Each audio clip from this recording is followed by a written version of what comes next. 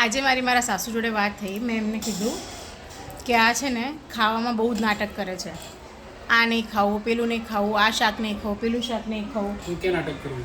રવા દો ને હવે. કેવા નાટક કરે છે? કેવા નાટક કરવું? તો એમણે શું કીધું ખબર હે? શું કીધું? તાર જે બનાવો ને બનાવી નાખવાનું. ખાવું હોય તો ખાઈને, નાખવું હોય તો તેલ લેવા જાય. સાચે પૂછો તો પૂછી લો મમ્મીને ફોન કરીને કે તમે આ દેવાંશને આવું કીધું. પૂછો બસ. ખાઈ લો પણ ચૂપચાપ બધું. મેં કીધું બધું ખાવાનું કેમ નહીં કીધું. મને કે શું હવે આપણો છોકરો હોય તો આપણે લાડ કરીએ કે એવું કહીએ કે ઠીક છે ચાલે ને, પછી ના ખાતો હોય એને ખાવાનું મૂકી દે એટલે આપણને જીવ બળે કે ખવડાવી લઈએ. તો મેં કીધું હવે મારે શું કરવાનું? મને કહ્યું તાર તો સુધારવું જ પડશે ને, તાર આખી જિંદગી રાખવાનો છે. બરાબર. મને કે 25 વર્ષનો કરીને મેં તો છોડી દીધો, હવે આખી જિંદગી 75 વર્ષ તારે રાખવાનો છે, તો તારે સુધારવો પડશે. એ વાત બી સાચી છે. તો કોઈ નાટક જ ના હોય. રવા દો હવે. હું ગલકા અને તુરિયા સિવાય હર એક વસ્તુ ખાઉં છું ને ગલકા અને તુરિયા બી એટલે નહીં ખાતી કેમ કે મને ગળામાં ગલી થાય. મને તો વસ્તુ હોય ને મારી ડિક્શનરીમાં જ નહીં આવે એ બધું શાકમાં. એ શાક તો આખી જિંદગી નહીં ખાવાનું.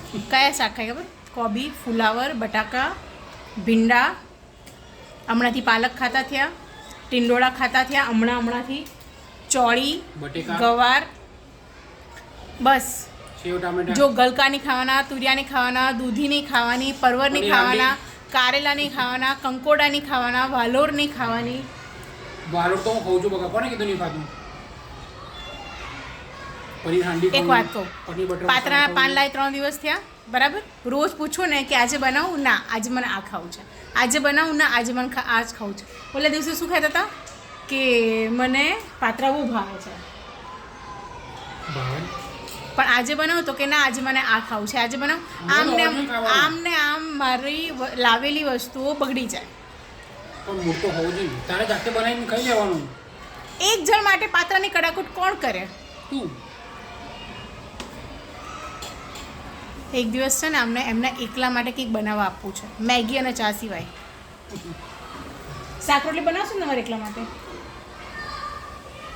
એ 2 માટે ના બનાવે, એકલા માટે શું બનાવે?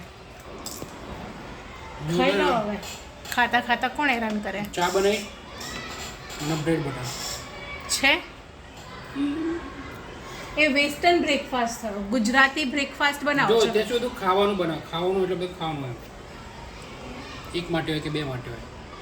ગુજરાતી બ્રેકફાસ્ટ. ધ્રુવ ખમણ બહારથી તૈયાર લાવશે. મેં કીધું ને છોડો, કંઈ ના થાય આમનાથી. હેરાન નહીં કરવાનું મને.